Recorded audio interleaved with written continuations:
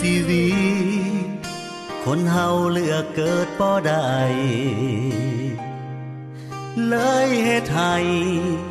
หัวใจเจ็บซ้ำเรื่อยมาอ้ายมันจนคนต้อยทำจึงเจ็บซ้ำหัวใจนักหนาจึงบ่มีค่าในสายตาของน้อ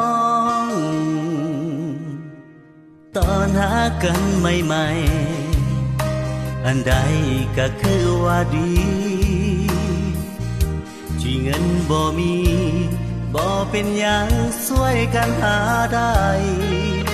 สิเกิดหยังขึ้นกะสาน้องสิย่างเคียงข้างอ้ายไปบัดบทสุดท้ายทิมอ้ายให้อยู่ข้างทางเงินบ่มีแค่ที่เพียงใด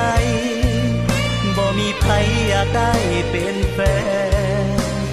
มาเหตุกันแทนหาแฟนใหม่สายง่ายๆคือของเล่นเห็นให้เป็นสิ่งของบ่มีค่าหากเมื่อใดถือทิมขึ้นมาน้องสิหูว่ามันเจ็บซ้ำใดเงินบ่มีแค่ที่เพียงใดบ่มีใครอยากได้